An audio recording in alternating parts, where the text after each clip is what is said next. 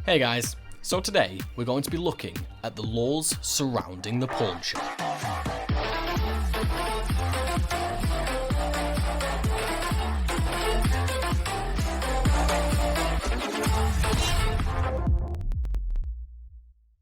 So in at number 6, have you ever watched porn stars and wondered why they turn some guns away?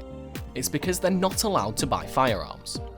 Now fans of the show might be surprised to see this restriction. The truth is, the Gold and Silver Pawn Shop does carry a wide selection of exotic firearms, but none of the weapons are made after 1898. The reason the shop sticks to strictly antique guns is because they do not have a federal firearms license. In his book, License to Pawn, Rick touches on the subject. According to Harrison, the old man stole a car in his youth, which left him ineligible for the firearms license. Harrison also explains that dealing in modern firearms involves a large amount of paperwork, and considering how much paperwork running a pawn shop alone requires, it's understandable that the Harrison family would not want to add to that pile. In at number 5, have you ever wondered what happens if one of the cast makes a total hash of things and overspends? Well, they have to do forfeits.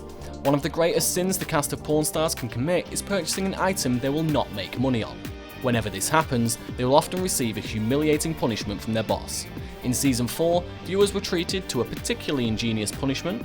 Corey had made the mistake of purchasing an Evel Knievel pinball machine for a lot more money than he could sell it for. As a result, he had to set the machine up in the shop so that the customers could play on it. He was also tasked with emptying the machine for quarters after each shift to make up for lost profits. The Harrison heir was not happy about being assigned to this entry-level task. In at number 4, even though we all know the show is somewhat scripted, hence why the Harrison family may be ripe with intrigue and rich with knowledge, they are not the ones who run the show. Like on any other reality show, producers are always trying to create storylines and capture memorable TV moments. This means that the cast of the porn stars are prodded in different directions by producers who are looking to create a captivating show. Montgomery has admitted that production uses really smart scripters to feed the characters organic information. Now, this does not mean, however, that the interactions on the show are fake. Producers usually have a knack for planting ideas or highlighting conflict and stepping back to see how it all plays out. At number 3, did you know the staff are not allowed to swear at all? The cast of porn stars are known for their folksy charm, but not all of the cast members have been pleased with the colourful language some of the younger employees use. In the show's first season, the old man set up a cuss jar to moderate his on-screen companion's vocabulary. The jar quickly filled up as his fellow pawnbrokers failed to control their loose lips. Despite his stern punishments, the old man was respected and adored by his young colleagues. The military veteran always knew how to keep people in line and how to keep them entertained as well. His recent passing has been a great loss to his family, the show, and to fans across the globe. And in at number 2, did you know they are not allowed to drive any of the vehicles on the show right after they buy them?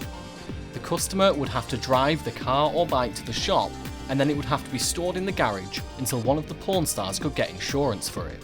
But they can't get insurance for it until after 90 days of ownership has passed. This is down to some of the pawning laws in Las Vegas. And at number 1, I bet you'd be surprised to learn the fact that some of the haggling is fake. Producers do not only select the items that will appear on the show, they also discuss prices with the sellers. They do this to make sure the sellers are not just looking to be on TV, but actually want to get rid of their stuff. Due to this preparation, a big part of the transaction takes place before any sound and camera crews are on the scene, but the show would be nothing without the cast's stubborn negotiations.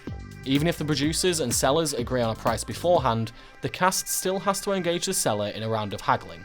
That being said, the cast sometimes refuses to pay the minimum asking price. At this point, the seller has no other choice than to leave empty-handed.